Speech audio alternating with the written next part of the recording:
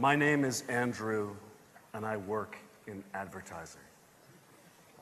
Whenever I tell people at parties that I work in advertising, I get two looks. One of boredom, which is a problem, and one of repulsion, which is a bigger problem. Let's face it, advertising doesn't have a great reputation in the real world. And by the real world, I mean regular people, civilians, not you people who are members of the cultural Illuminati. Why is that? Why does advertising have such a bad name? It's no secret that the industry spends about $500 billion a year on what could be charitably described as a towering, odoriferous pile of excrement. But I believe that advertising can actually change the world for the better, and more on that in a minute. But unfortunately, most people don't know what advertising is capable of. Which is why context is coming to our rescue. Not necessarily creativity, which has been around for a long time, but context. Context is changing. Context is requiring creativity more than ever, and that's a good thing. By context, I refer to what's sometimes described as media fragmentation, or clutter, or just the incredible world of shit that's out there that distracts us, the bells and whistles, the Twitter feeds, all the noise, not enough of the signal. So creative isn't just for creative people anymore, it's for business. In fact, it's become a business imperative, and that's a good thing. People used to sort of joke about Apple. Yeah, they make great little products, but it's only 5% of the market. We know how that story ends. It's an incredible thing that creativity is now important for business. When we can reconcile art and commerce, the world will be a better place. But anyway, enough about advertising. Let's talk about another one of my favorite subjects, me. But first, a little film which helps to exemplify the point about creativity. This is one of the most important moments in popular culture, I think, from the last 10 years. A little argument for us. I say it's time to start making money from the Facebook, but Mark doesn't want to advertise you. Who's right? Neither of you yet. The Facebook is cool. That's what it's got going for it. Yeah. You don't want to ruin it with ads because ads aren't cool. Exactly. Did everyone hear that? Ads are not cool. Now, that line is attributed to Aaron Sorkin, but it could have happened, and we can probably debate at another conference the fact that Facebook is now the biggest collector of ads on the face of the earth, but the founder of Facebook thought ads were not cool. That's not a good thing. So now we'll talk a bit about me. So I'm a kind of Darwinian mutation in the advertising business. I actually come from publishing. I ran or co-ran or edited many of the magazines you see here for a long time, for almost 20 years. Condé Nast Publications, Time Inc. Publications. It was a very good life. And for a long time in the 80s and the 90s, it was an incredible feeling to be running a national publication. It enabled me to appear on television on a regular basis and make the same very bizarre facial expression. But something very strange happened. Two of these magazines went out of business. One was targeted at affluent moms, Cookie. One was targeted at affluent dudes, Best Life. The other ones are kicking along. My beloved New Yorker, Stronger Than Ever. Details, we created the Metrosexual. But the ads went elsewhere. It's a very bizarre situation. You're creating a magazine, which is subsidized by advertising, and suddenly the ads go away. It was a recalibration of the power structure. Now, does anyone know what this slide is? Anyone in the audience? This is one of the most famous magazine editors in the world from a great movie I recommend called The September Issue, and it's a documentary about the making of Vogue magazine.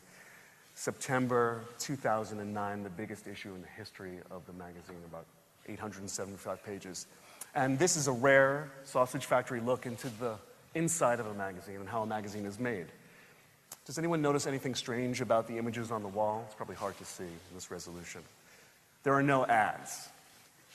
The people who make the magazines actually don't care about the ads. They think of them as a sort of vulgar interruption in the primary work. They think of themselves like this, and that's how I thought of myself for a long time. Primary, important, and they thought of the ad guys like this.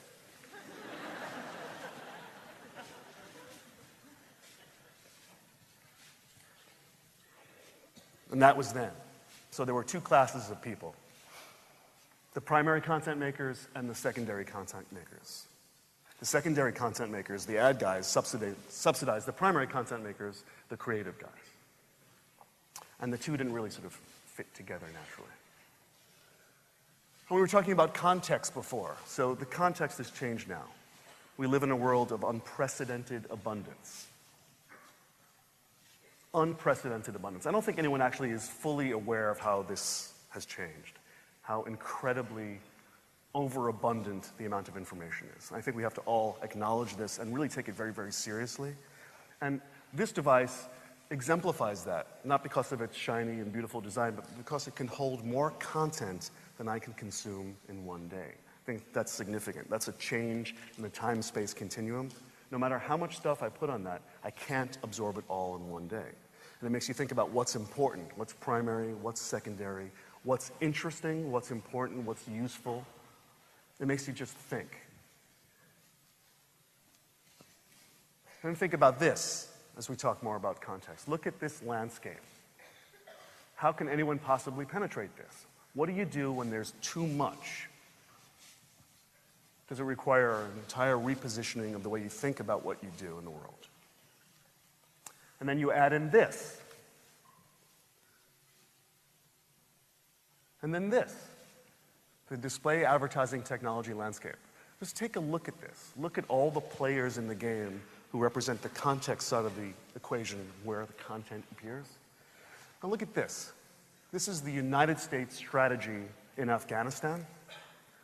Look at this, look at that, look at this, look at that. What's more fucked up? Again, an economy of unprecedented abundance. So I mentioned I work in advertising. We still, for the most part, as an industry, think in the world of command and control. We've got a lot of money in our pockets. We're going to show up at the party, and because we bought the beer, we're going to jam a message down your throat. You're a captive audience. This is the vestige of command and control. That's why the Mark Zuckerberg character in the Facebook movie said ads are not cool. Because it's based on the structure that doesn't make any sense anymore. That you could take a captive person and bombard them with a message because they were just sitting there. Now, if you were an alien come down to Earth right now, you would say, why? Why does it have to be that way? Why does a secondary player interrupt a primary player with an unwelcome message? It's very bizarre. It just doesn't actually make sense. It's just the way things have been for 50-odd years, backed by $500 billion of money, almost all of it misspent. Here's an example. We have something called Time Warner Cable in New York, where I live. It's a bit of a monopoly. And if you want to go home and lie back on your couch and watch an episode of The Office or anything that tickles your fancy, you get this message saying, fast forward is not available during the show. In other words, you fuckers can't skip past the commercials. We're going to bombard you with them. It's kind of strange. You must watch them now. Or this, a pharmaceutical ad, the antithesis of creativity. An ad on the right-hand page, literally designed to be ignored. Designed to be ignored. 4-point type, uninspired art direction, literally designed to be ignored, and yet subsidizing a primary function. Why would you communicate that way? Or this, one of my favorites, a bizarre adjacency, where you have a Ralph Lauren luxury ad next to a piece about an execution. Bizarre juxtaposition of inappropriate context and slightly inferior content. And that's my term for this. It's passive aggression. You're all creative people. Do you want your work to be seen as passive aggression? Is there a better way? Can we communicate in a more creative fashion in the context of advertising and make work that's primary, not secondary? So clearly, this is where things are going right now in the advertising business. We're starting to think of ourselves as content. We're not secondary. We're not the uninvited guest. We are the content. And that reflects this consumer engagement model that we've seen. People are overwhelmed by what It's out there, there's too much junk, there's too much noise. They need something that cuts through.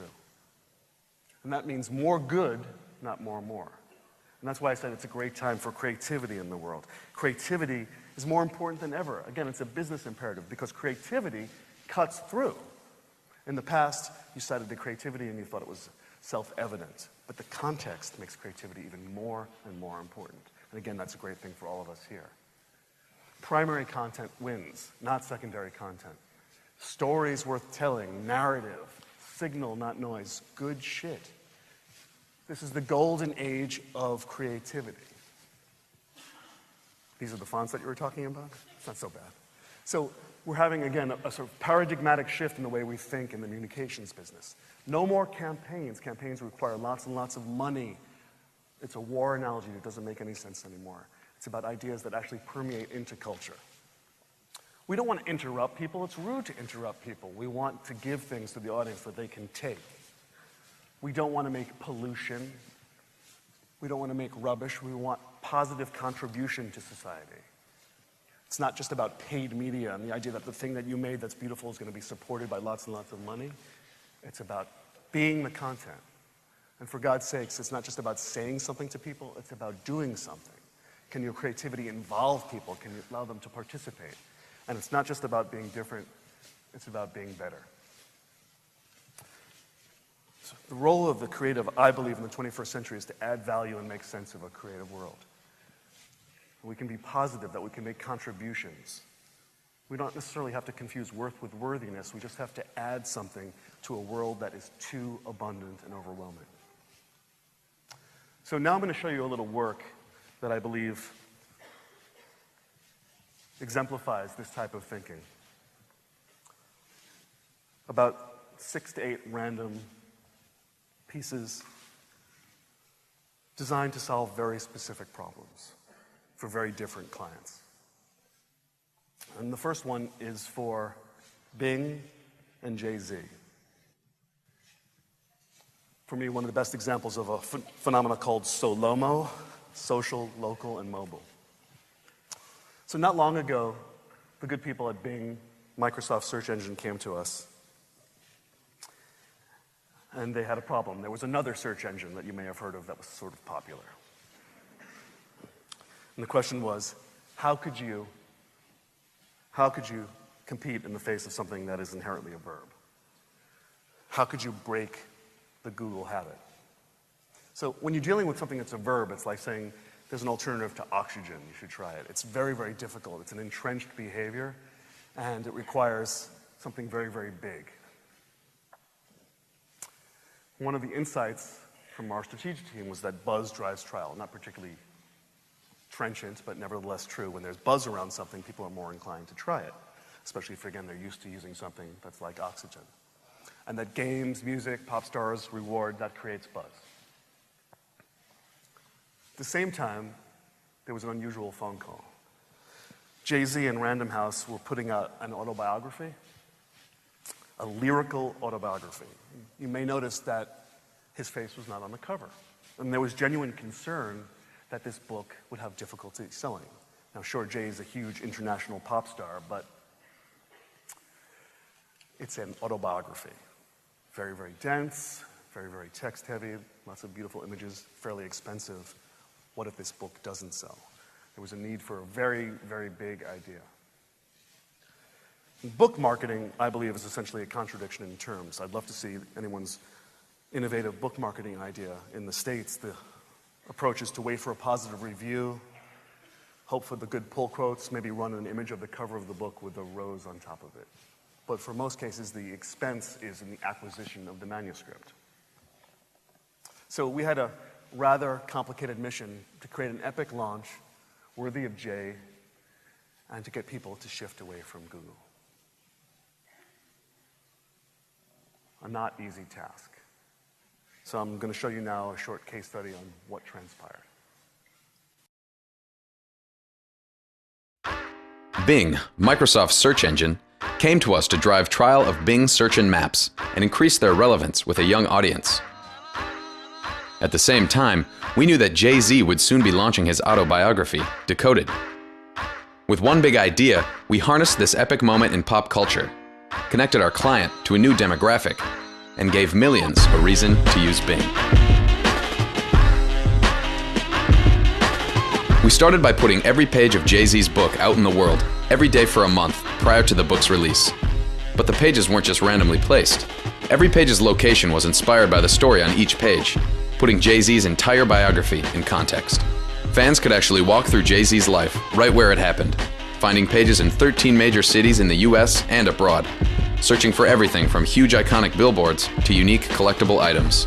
And if the media didn't exist near Jay-Z's life landmarks, we created it, taking the campaign to places money just can't buy. Gucci made custom jackets stitched with a page. A Cadillac wrapped with pages paid homage to the birthplace of New York hip-hop. A page about Big Pimpin' covered the bottom of the Delano pool. Even a bronze plaque was installed in the Marcy Projects, where Jay-Z spent his childhood. We let the story on each page determine each location. The unique pages covered hundreds of thousands of square miles. And as they were unveiled around the world, Bing tied every element of the campaign together with an integrated online game that directed fans to each page on the streets. Clues to the page locations were released daily through Facebook, Twitter, and radio, and every day for a month, millions of people gathered to solve the latest clues, guiding them to the exact street locations on Bing Search and Maps, documenting and claiming the pages they found. The unique framework allowed anyone, anywhere to walk the same streets and find a page. And over the course of the month-long campaign, they chased fame of their own as they assembled the book digitally at bing.com/Jay-Z before the hardcover hit stores. Every single piece of the campaign was woven together with Bing technology to allow fans to experience his story. Average player engagement on our website was over 11 minutes. Jay-Z's Facebook followers grew by 1 million. And Decoded hit the bestsellers list for 19 straight weeks. Decode Jay-Z's success was covered by every major news outlet, every major cultural influencer. Even other celebrities weighed in. Bing became part of the pop culture conversation. And in only 1 month, Bing saw an 11.7% increase in visits, entering the global top 10 most visited sites for the first time, and earning 1.1 billion media impressions.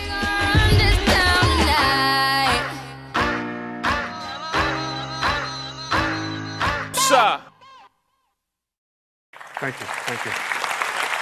Thanks. So if we go outside afterwards, it's probably pretty easy to buy a beer, a candy bar, a pack of gum. It's very hard to buy a wind turbine.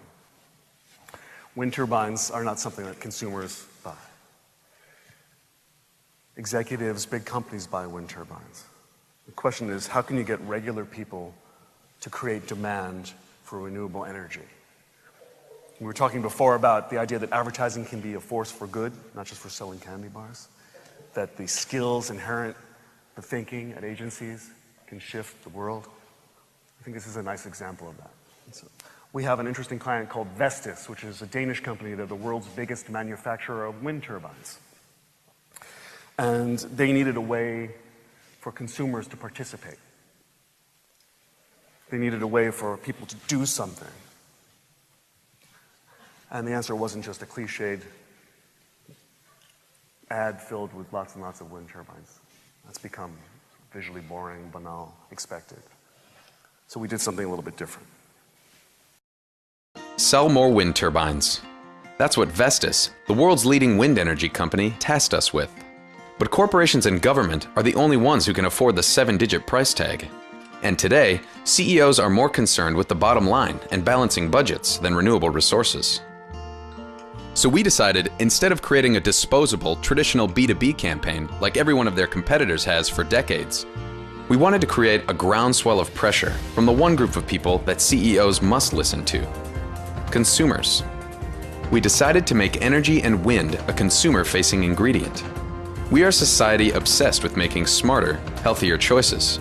But what's the point in buying something that's organic, or fair trade, or CFC-free, or with no trans fats, if it was manufactured with energy that's dirty and a pollutant, or energy that's dangerous and toxic?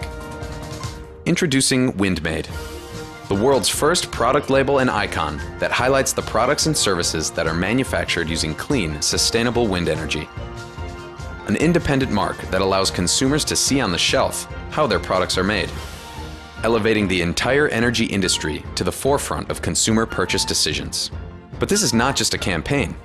It's an NGO with a rigorous certification process. And unlike any trust mark that has come before it, Windmade is the first consumer label created by a brand to garner the backing and endorsement of the United Nations.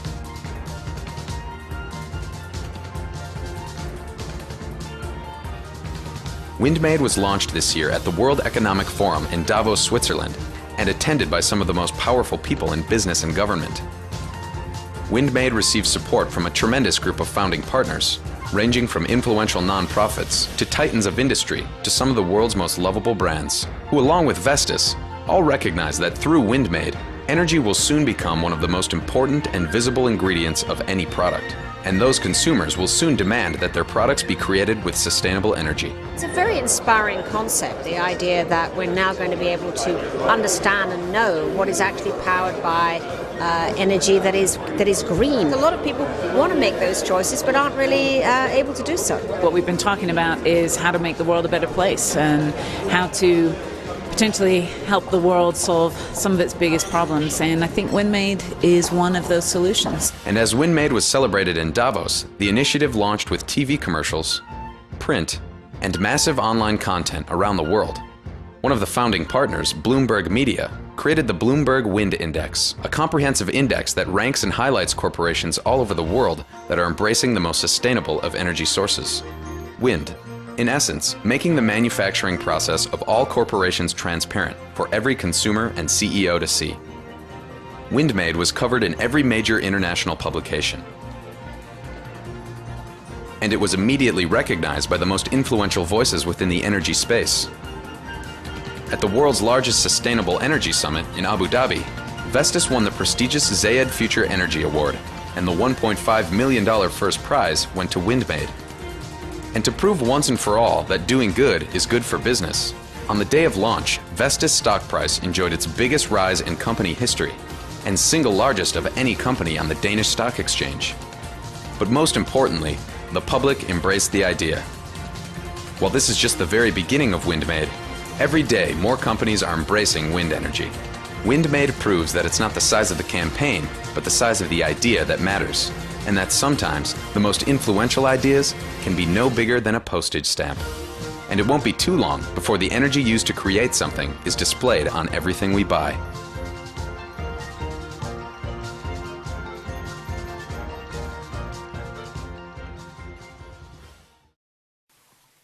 Thank you. It was one of the rare ideas where there was a prize that actually paid for the client's investment. So sometimes you can move from big ideas to small ideas that have big potential. Apparently there's a big rugby game today, and I'm sure some of you want to be watching that.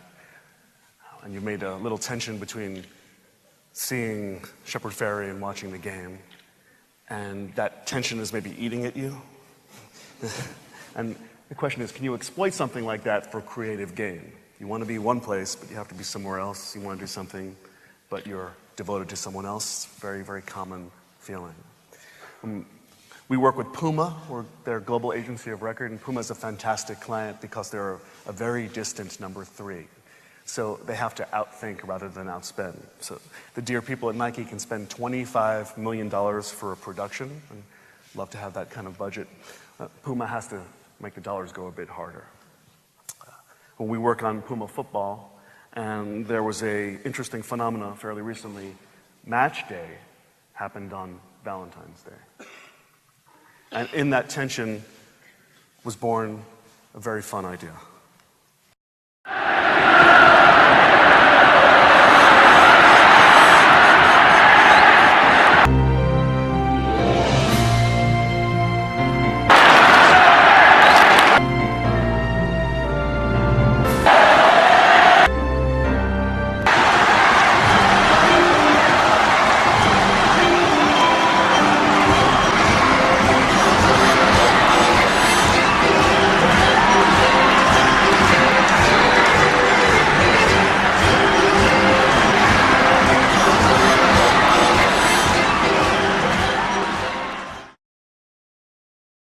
I'll be your dream, I'll be your wish, I'll be your fantasy.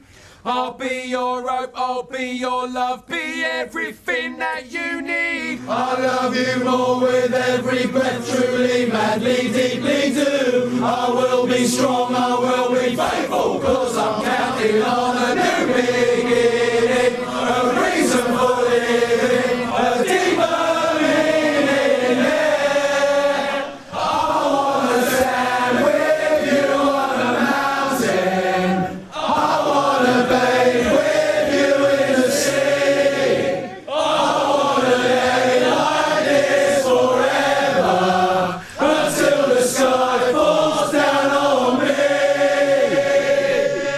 And when the stars are shining brightly in the velvet sky, I'll make a wish, send it to heaven, then make you wanna cry. The tears of joy for all the pleasure and the certainty that we're surrounded by the comfort and protection of the highest power.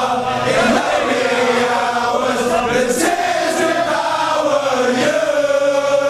I wanna stand with you on a mountain, I wanna bathe with you in the sea, I wanna lay like this forever, until the sun falls down on me, falls down on me.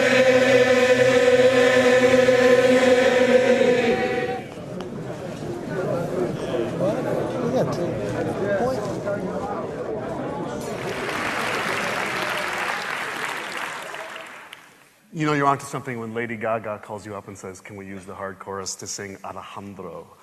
That didn't happen. So in our business, there are things that are sometimes described as low interest categories, like washing liquid or retirement. I don't believe there are low interest categories. I just believe there are low interest ideas that you can turn anything into something interesting if you just sort of invert the thinking.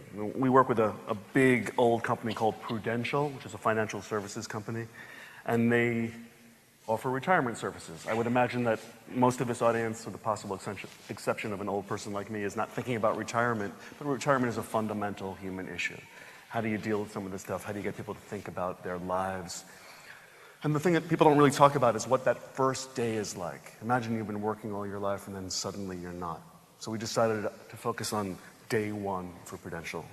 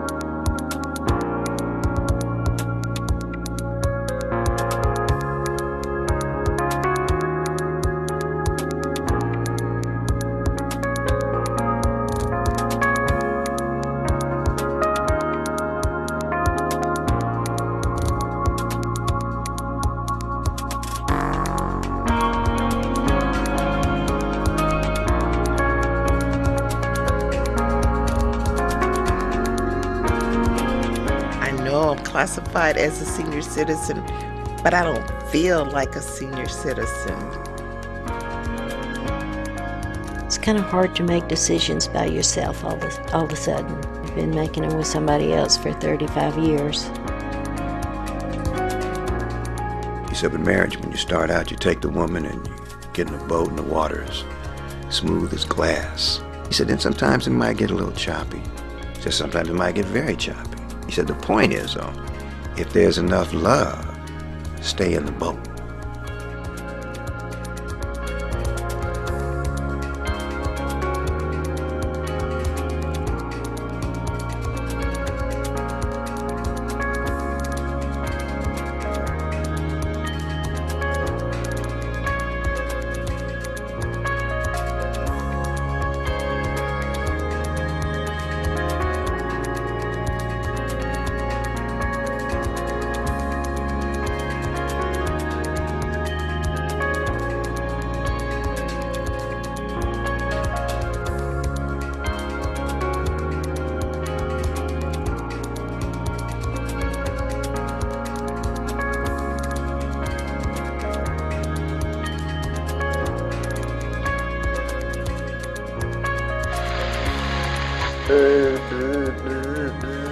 typical alarm clock. I am so glad to get rid of it. Just to be able to wake up in the morning on your own, that means a lot.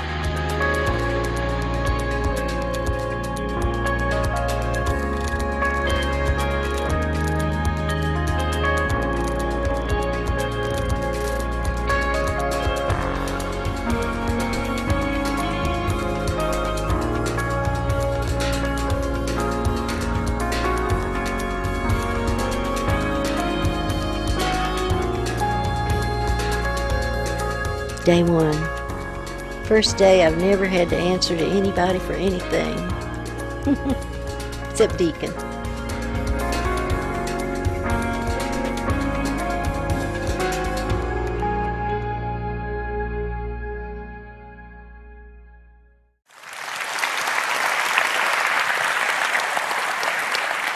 That's probably the most conventional or traditional thing that I'm going to show you for the duration of this presentation, but in an odd way it means the most to me because it's a big canvas and it's an area where people are producing such bad work. And if we can get companies like that just to try a little bit harder, I think there'll just be less pollution on the planet. So shifting gears from Prudential to the president.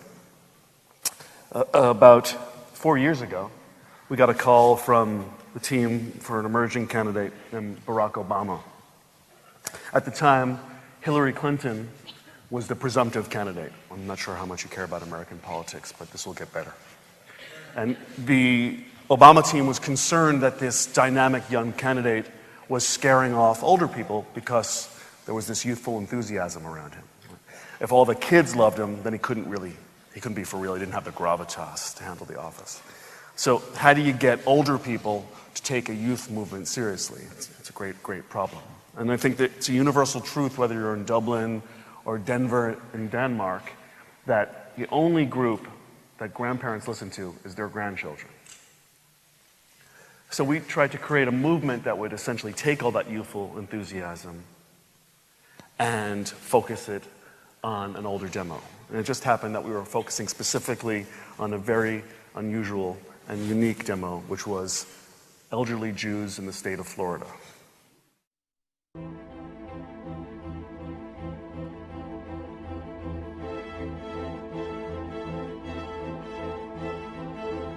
ABC News is now going to project that Florida goes to Mr. Bush. Florida goes Bush. The presidency is Bush. That's it. Bush wins. President Bush did much better in 2004 and was able to beat John Kerry in that state.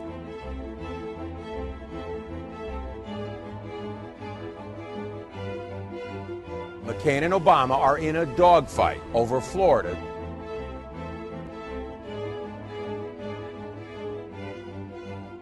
Florida, with its 27 electoral votes, one of the biggest battlegrounds, and Jewish voters there, one of the keys to winning. It's all going to boil down to a few old Jews in Century Village. The smear going round that Senator Barack Obama was a Muslim. And this is a year when more Jews are going to be voting Republican than ever before.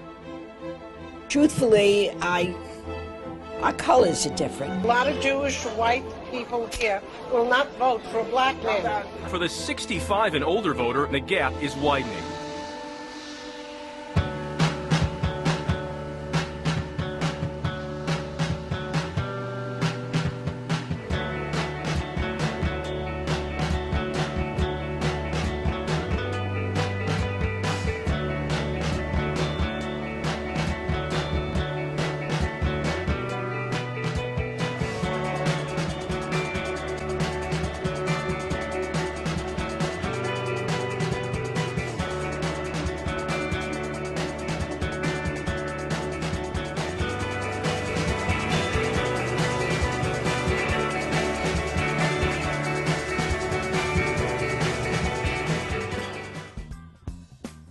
If Barack Obama doesn't become the next president of the United States, I'm going to blame the Jews. I am. And in our #1 story in the countdown, The Great Schlep begins. Call in the grandkids. It's time for the Great Schlep. Sarah Silverman is getting laughs for her web video promoting The Great Schlep. The Great Schlep. The Great Schlep. the Great Schlep. Great Schlep. Great Schlep, okay. Are you aware of this political movement going on called the Big Schlep? I am indeed. The Great Schlep. You can look that up on YouTube. I don't know if you saw the Sarah Silverman video telling, we should tell our Jewish grandmothers to vote for Obama. Can that Great Schlep actually make a difference?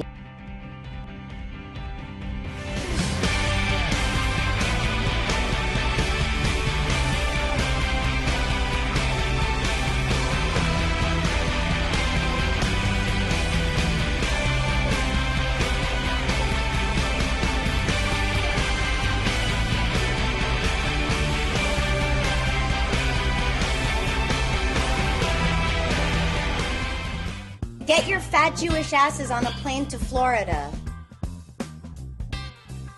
Young Jewish voters signed up online and crisscrossed the country, armed with talking points. Mike Bender is a schlepper. Oh, gosh, this is wonderful. More than 100 packed a ballroom to hear his pitch. Grandkids like Emily Kahn were showing up on their own. All I heard was, she's coming down.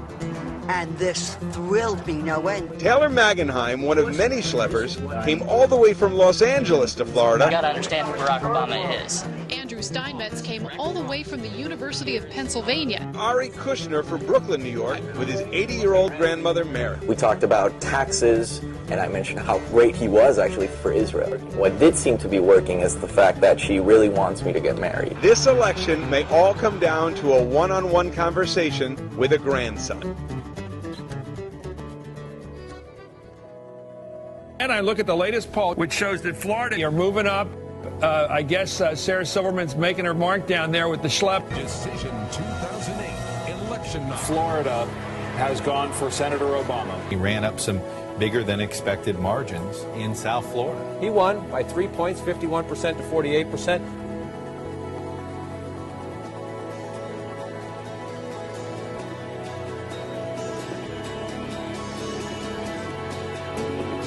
You are looking at the 44th President of the United States, a seismic shift in American politics.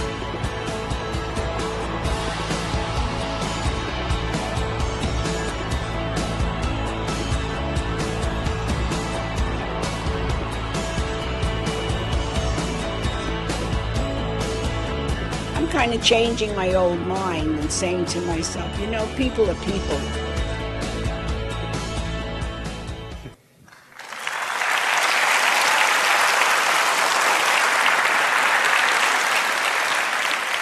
Thanks very much. That was a blast, and wait till you see what we're doing for the next election. Hopefully we'll get to keep him in the office. Because of things like this and some of the other stuff, the Windmade stuff, we occasionally get calls revolving around big social issues. And we were approached by UNICEF a few years ago to deal with the global water scarcity issue. And in New York, as in Dublin, as in anywhere, you can go to a restaurant and pay $27 for a piece of chicken and get this incredibly wonderful tap water for free. And we thought, wouldn't it be interesting in a moment when people are receptive to paying for food to get them to pay for their tap water? It would represent a kind of karmic boomerang, something we take for granted that others are literally dying for, and turn it into a way to generate cash and awareness for this issue without the usual, sometimes tedious, entreaties on your compassion. We all know about compassion fatigue and the fact that issues are sometimes not properly addressed through communications. They seem to somehow oversimplify or turn things into cliches. They don't get you to do anything. And I was talking before about this idea of switching from say to do. Giving people something to participate in seems critical again in an economy of unprecedented abundance. So we've done this for 5 years straight, and we've done a variety of non-traditional tactics to deal with the water scarcity issue. Last year, we decided to get some celebrities involved. And it seems to be a recurring theme. I'm somewhat ambivalent about the use of celebrity equity, but there are times when it's appropriate. And this was kind of a rub on the idea of celebrity. We're somewhat obsessed with celebrity. So the question was, what if you could sell celebrity tap water? Would the water from a celebrity's kitchen sink be something that people would obsess over in an age of incredible celebrity fetishism? If you could have Rihanna's tap water, would you pay for it? If you could have Selena Gomez's tap water, would you pay for it? Taylor Swift. When we got those three with a collective Facebook followers of more than 50 million people and sold their tap water. Now the rub, of course, it was just any old shitty tap water, but it was their tap water. And this is some of the spot. For years, the UNICEF TAP project has been raising millions of dollars for the 900 million people worldwide who don't have clean, safe drinking water. This year, we needed a campaign that would stand out amongst the deluge of charity advertising. So we decided to take the TAP project a step further by aligning UNICEF's cause with the world's #1 obsession: celebrities. We're fascinated with every aspect of their lives. What they're wearing, who they're dating, what the people they're dating are wearing. So we got them to endorse something with a little more purpose, something that would help children and feed our obsession with the personal lives of famous people. UNICEF presents Celebrity Tap. We took water straight from the faucets of the world's most ridiculously famous stars. Water that's exactly like your water, only famous. We bottled it and put their famous names and famous faces on it. Rihanna, Robin Williams, Taylor Swift, Selena Gomez, and Dwight Howard. Then, we gave non-famous people a chance to win this collection of bottled celebrity tap water. Every dollar donated to win helped UNICEF provide 40 days of clean water to a child in need. We started a tongue-in-cheek conversation with a national TV campaign. Rihanna. International superstar diva. So classy. Now she brings you Rihanna Tap. Rihanna Tap. I just said that. Water so hot it could only come from Rihanna's faucet. Faucet water. It's just like your tap water. Mouth-watering water. But more famouser. That's not even a word. Print.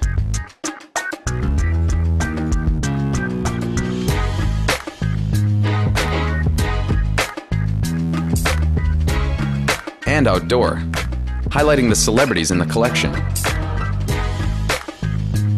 And online media that, with the help of our stars, drove people directly to celebritytap.org, where a web experience, enhanced with an incredibly sexy whisper, so handsomer, charmed the money out of site visitors. Famous and non-famous people alike recognize the intrinsic value of the water we all share. It reignited talk about the UNICEF TAP project, earning over 1 billion media and editorial impressions. Average site engagement was over 3 minutes per visit. The campaign appeared in press around the world, raising awareness of the TAP project and providing over 400,000 days of clean drinking water to children in need, proving beyond doubt that everything is better famous.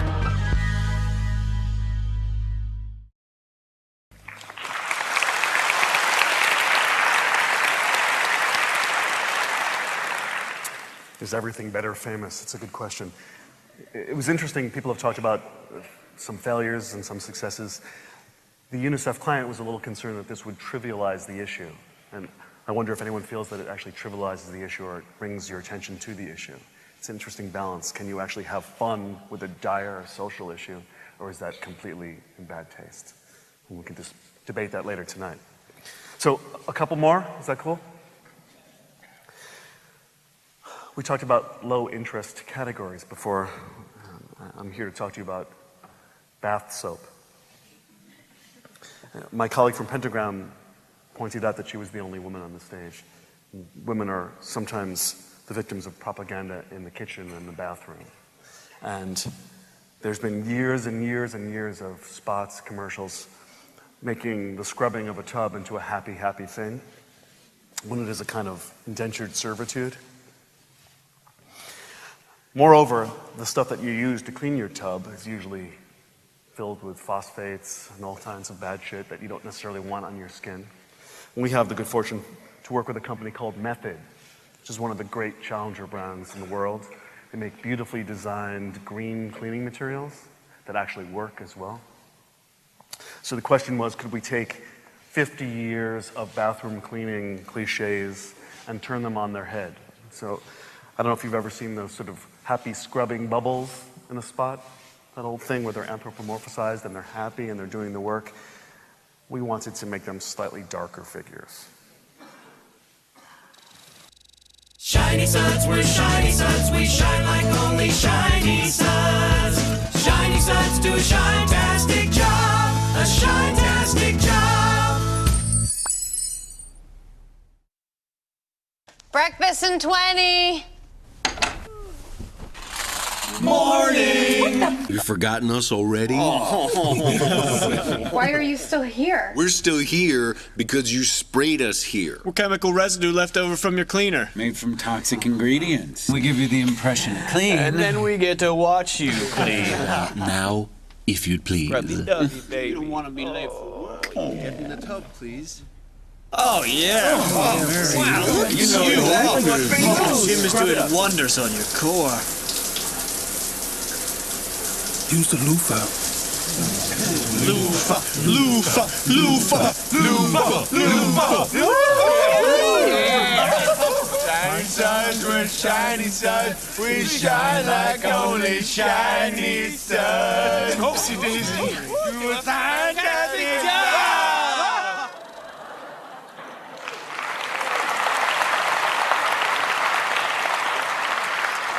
Thanks. And at the time, by the way, there was a bill, because you don't actually have to reveal the ingredients in these products, at least in the States, which is kind of remarkable, and they're the #1 cause of child deaths, all that toxicity that's usually kept under the sink. That's a cheery little note.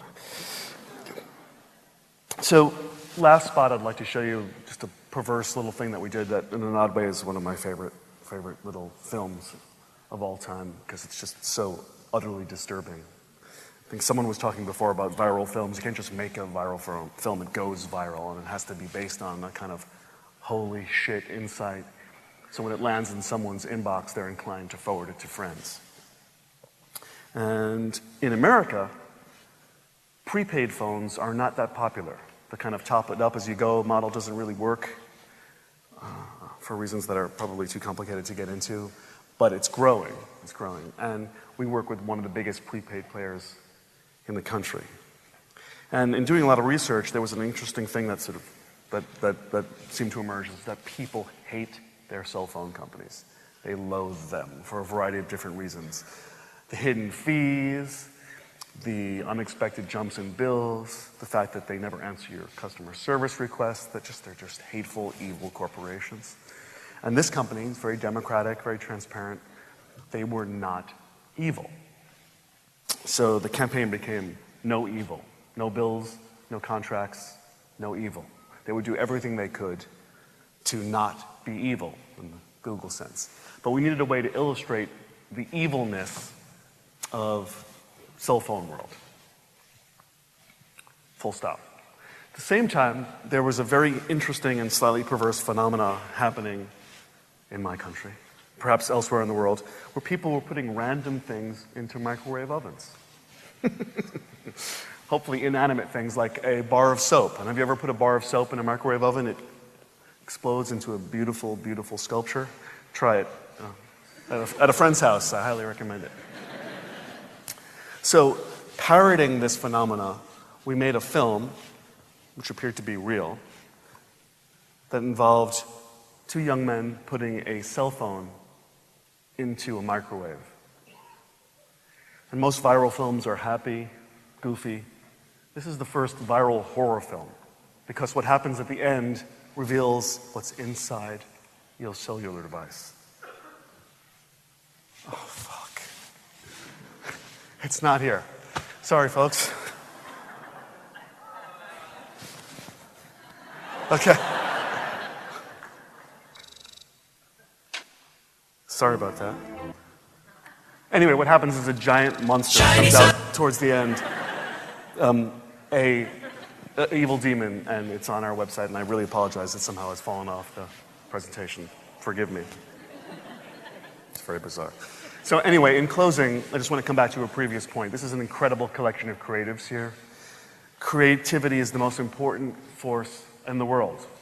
I think you all know that, and we can be a little self-congratulatory about it. But let's think of it more as a business function, because that's how you're all going to get jobs, and you're all going to change the world, because there's a lot of youth in this audience. You must convince people that you work with to be more creative because it means more business success. People respond to creativity. It is a point of difference. It distinguishes things. There's too much mediocrity in the corporate communications world. Creativity can be used to help improve business. And reconciling art and commerce is really where the sweet spot is. Don't just live in the periphery of being a painter. That's all well and good and incredibly important. But if you can help business communicate more creatively, you can really change the world. And that's the end of my spiel. Thank you very much.